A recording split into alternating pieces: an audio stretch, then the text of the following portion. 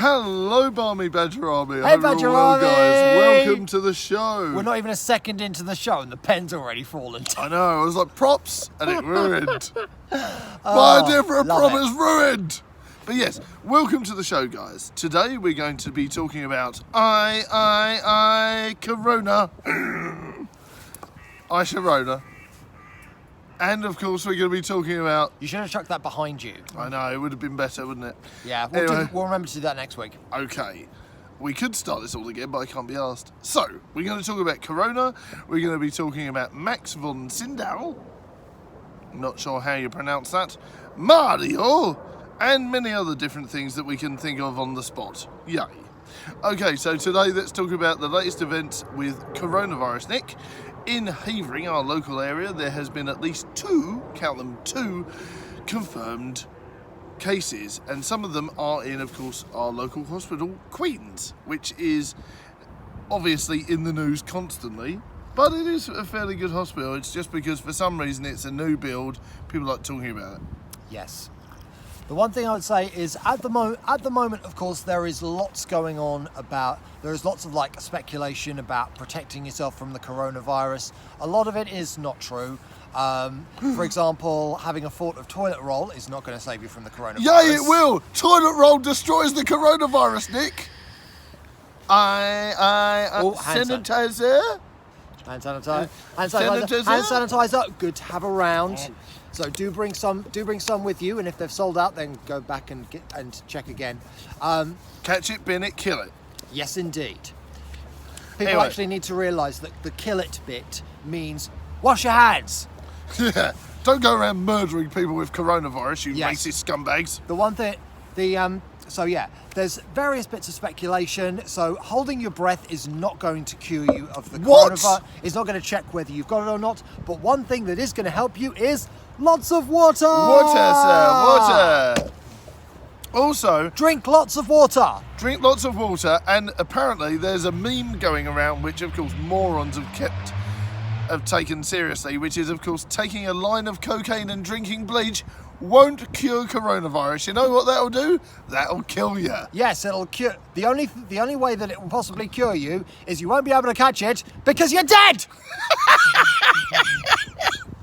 Yes, you'll be dead as a dodo. So honestly, cocaine plus bleach won't cure you of anything. It'll cure you of life. There you go. If you don't want to live anymore, follow that instruction. Yeah, so idiots... But if you don't want to live anymore, get serious help before you do that. Exactly. Obviously, you know what I mean. Follow the relevant links. You know, if you feel like you should drink bleach and take cocaine, there's something wrong. Mental health issues. Right, so what else were we going to say? One of my friends actually gave me quite an interesting take on toilet roll and stuff, because toilet roll is cheaper than tissues. So if you run out of tissues, you've got a bonus supply. That is possibly the only reason that people are thinking of. That's the reason why some people are going and buying it. I think a lot of people are also running and buying it because lots of other people are running and buying it. Yes, so basically it's panic, isn't it? So it's like Black Friday, it's like Black Monday. Is apparently the stock market is completely crashed. I don't really understand how that works. Nick, do you understand much about that stuff? It's to do with kind of like value being wiped off. There's also stories of events being cancelled left, right and centre. That's just true. I believe that Morgan's event, Red Dragon, I believe was cancelled as well. She's very upset about that. Yeah. The one thing that I would say is cancelling things quite far in advance is the coronavirus apparently does not thrive in hot temperatures. Okay. So once it becomes a bit more summery, and it's already looking a bit more summery compared to last week. Let's have a summary, Nick. Summary of being summary. Then so it may well be that there's a lot less of that it poses less of a threat in the summer months, which will be good. So hopefully that'll wipe itself out. So fingers crossed, people are able to get out into the sunshine. See, it's a good excuse. Get outside, enjoy the hot weather, and be free of coronavirus. Indeed, and do be careful about the things you read. Be particularly aware. I mean, the information, it's in the national newspapers, it's also in the local newspapers as well. There's one in one of our local papers where it says schools could close for a month. Yeah. Notice that this bit is in inverted commas. It is quoting someone, and that is how newspapers cover their asses when it comes to giving when people saying is it false information. Because if they forget those commas or quotation marks, then that means it really is going to happen. But obviously, if it's what someone said, that can be taken potentially with a pinch of salt. But the problem is, people don't take it with a pinch of salt. They believe it. This is why you should be very careful of fake news and all that sort of thing on Facebook. And just believe, and just look into more detail with the things that you read. Don't just blindly believe it. Most of it's clickbait anyway. Exactly. And what we say about work, isn't it? If you look at one resource of information, so you look at the internet, and then you look at something else like a book, and then you look at something else such as a newspaper. So you have 3 different sources, and once you've checked 3 different sources, then you know it's correct. The rule of 3 definitely applies. That's why they teach you about it in English lessons. Yes. Anyway, so please be careful. Catch it, bin it, kill it, shove it in the bin. Make sure you wash your hands before and after going to the toilet. And if you never used to wash your hands before going for a poo or after, please do now, you scummy little kids. It's a wonder you're still alive. And don't forget, drink water! Drink water. And of course, make sure you have a steady supply of ibuprofen and paracetamol. And of course, today is an important day with the coronavirus, because obviously we're going to have Cobra meetings. So the country will be interested in what the events of that are, and apparently Boris Johnson and co will be out in a secret bunker 3 miles down in the world trying to discuss what they're going to do with their lives and the coronavirus. You know, witness my eyes rolling. And of course, don't forget, guys, that the 1969 moon landing wasn't real. And the Earth is flat. And trees are made of jelly. And of course, El Chupacabra did go around eating people in Mexico. Anyway, moving on. Let's talk about Max von Sydow. Sorry if I've got the name wrong. He is one of my favourite horror actors. Can you tell me a little bit about him, Nick? Well, he was in The Exorcist. Exorcist. That explains everything. It does indeed. Fantastic individual. And this was one of my favourite films of the time. And of course, I remember having the director's cut on VHS, believe it or not. Yes, back when VHS was popular, they still did limited editions and special editions near the end of its life cycle.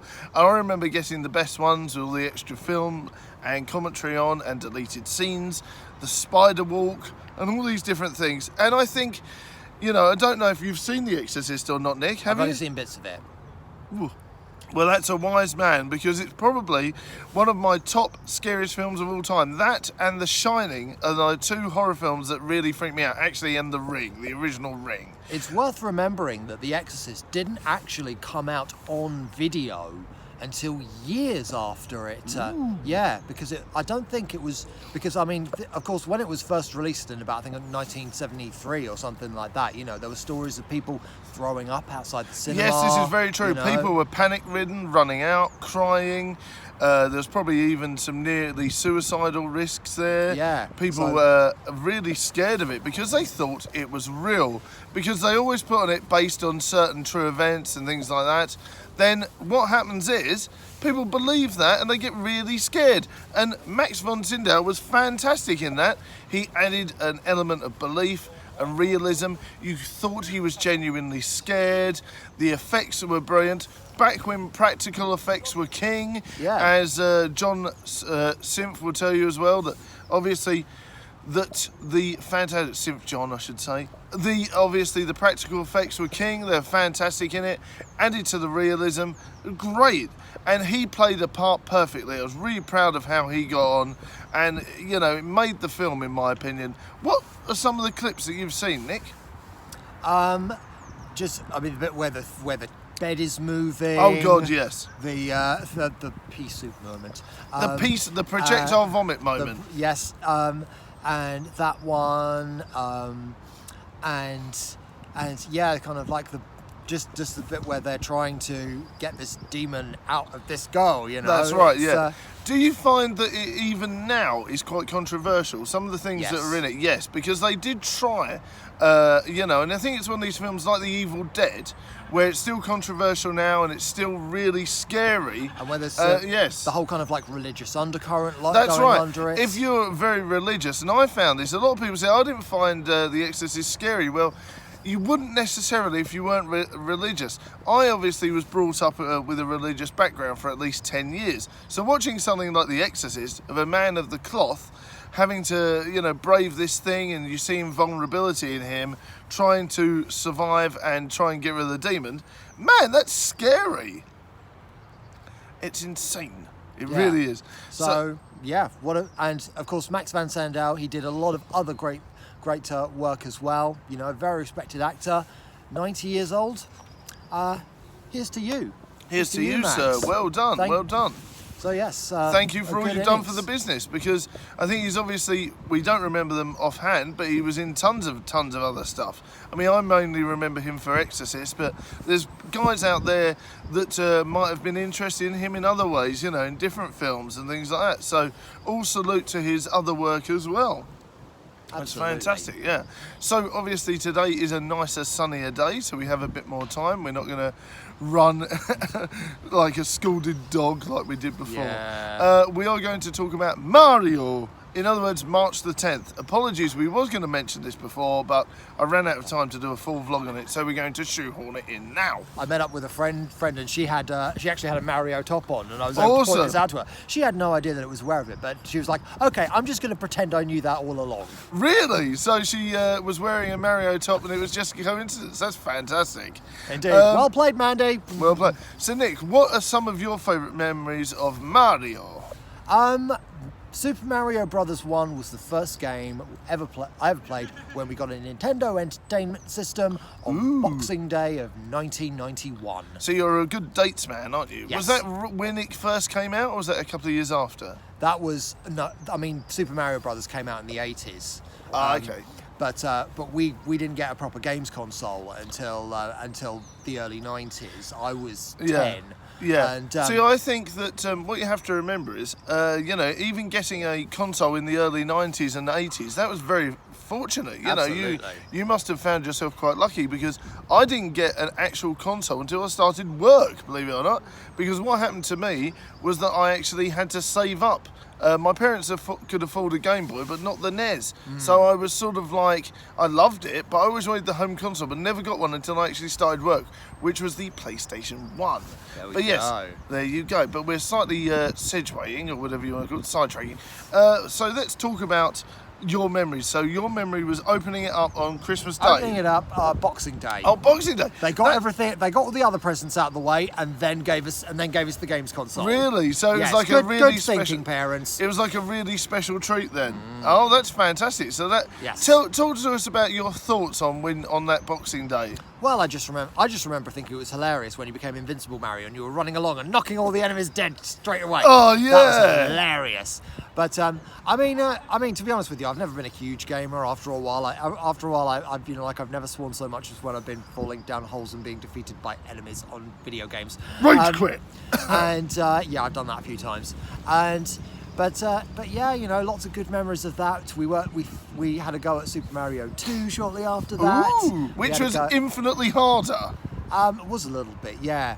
And Super Mario Brothers 3, which is even harder. Even harder, yeah. And yeah, you know, you know, those games, you know, okay, they were very humble looking for the sort of graphics that they had. But when you consider, retro graphics, dear. But yeah, you know, they were still really good games. They were still really good to be involved in. Yeah.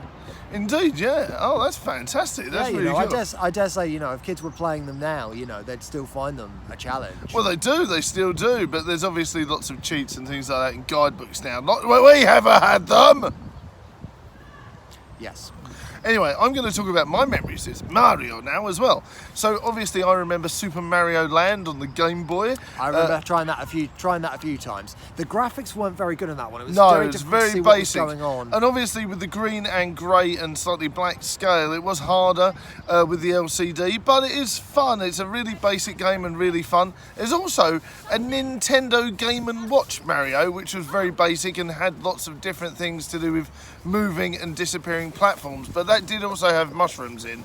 But I actually didn't play that until my late 20s because obviously when I started collecting I was like, oh, what's this? And I found a slightly knackered Mario Game & Watch which I invested dosh in, which was very cool, and then promptly flogged it for treble the price on eBay.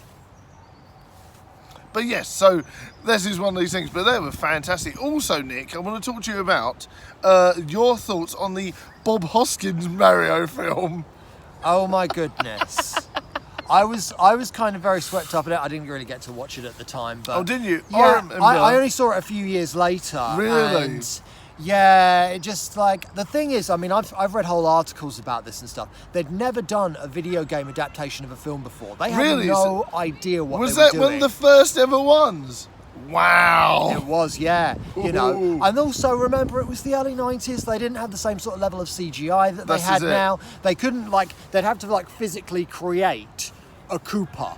Yeah. You know, to actually do it. Of course, it was played by Dennis. Rodman? No, not Dennis Rodman. No, not him. Dennis Hopper. Dennis Hopper. Of course, it was playing that, and I mean, I suppose they did kind of feature him like that, but yeah, you know, obviously he was completely unrecognisable. Exactly, there. it's terrible. Obviously, He was later obviously- on it changes a bit. He was but- Bowser, wasn't he? Yeah, and I think the thing, and I mean, I always preferred the Mario cartoon. Exactly, The cartoon yeah. was really good.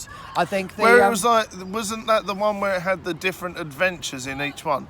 yeah. Yeah, where it had Zelda and all that sort of thing. They mentioned a few different games. But Yeah. it was, there The was main another one. one which mentioned loads of different games. I can't remember what that was from. A guy called Kevin who gets sucked into his TV. Yes, I know the yeah, one you mean. I can't remember what it was Yes, called. I know. what it was If called, you but, remember, of course, mention in the comments. and- But yeah, I mean, I really enjoyed the Mario cartoons. Yeah. The film, you know, it was they didn't really know what they were doing. it was They- adventurous. The practical Yeah. effects and everything was very brave, I thought. Yeah, But it was- obviously they went on a weird tangent. Obviously they had the thing with Luigi and Mario falling in love with Daisy and all that sort of thing, which was really tough. But yeah, like, it sort of works, but not really. If they'd have called it something else other than Mario Brothers, I think it would have been a lot better. Yeah, it was just had this it's a classic example. It happens a lot with franchises now. You'll tie it in Yeah. with something popular, That's it. and it just gives it a whole lot of unrealistic expectations. This is it, and this is the problem when you have unrealistic expectations. If they did it now, I think it'd be fantastic. And I was going to talk about this in a separate vlog, but I might as well talk about it now. What they could do is, right, now you've got Mario in Luigi and Bowser and all that sort of thing. Why not do like a Marvel style shared universe where it has literally, you start off on the adventure, they go, Mario and Luigi go through all the different lands in the world. They meet up with Link, Kirby, they meet up with Metroid, Samus, they meet up with all the different Mario related characters, they meet up with all the different Nintendo related characters like Kid Icarus and all these different people, and then you end up with a shared universe, which could mean tens of films. Like Nintendo would literally be able to do their own version of a shared universe, like Marvel. What are your thoughts on that, Nick? Interesting. I mean, the thing is, if you were to try and market that kind of film, you'd be aiming it primarily at quite a square audience, but they would also want to aim it at a younger audience as This well. is true, yeah. So younger audiences, obviously they'll probably know who Mario is because Mario games are still very prevalent. They might struggle a bit more with some of the other games, which Yeah. you know, some of the other characters they'll pop up every so often, but you might not find. But yeah, it might be difficult for them. They might have trouble kind of like tapping into What's going that on. element. I mean, obviously it might that- be something that works more as like an animated series. Yes, rather definitely. than a That'd be live-action fantastic. one. That's a good idea. And also, because obviously they tried to do it with Wreck-It Ralph, but it didn't quite hit the mark because they couldn't get all the licenses. Can you imagine if it was officially made by Nintendo? They could do whatever they wanted. I think it'd be a great idea. Interesting. I mean, I suppose It's going to print money. I mean, Nintendo are not used to making films themselves. No, this is very true. So they would have to get a major film studio involved in that. Yeah, and So- Nintendo are very picky with this sort of thing, so it's going to be interesting if they did it, who they would pick. We'd love to know your thoughts on today's articles and your information. It would be interesting because, of course, they've just done, because Sonic has done I was really going to well. say, they You know, could do the so- same thing with Sonic, where they, Sonic the Hedgehog could end up meeting up with all the different Sega stars, Yeah. Can you imagine him mixing in with the Streets of Rage crew? Yeah, It'd be fantastic. It would kind of depend how they do it. I mean, they'd obviously want to do it with some kind of live action with obviously with CGI. So it just kind of like how they would manage that, and also they'd have to make sure that the characters in question look like how people remember them. Wow, well, they need to do that because their first attempt at the CGI with Sonic was pants. My point precisely. Either way, moving on. Of course, it's Friday the 13th tomorrow, but it's also Sport Relief Day. So yes, you might find people are randomly wandering around in funny outfits, asking for money.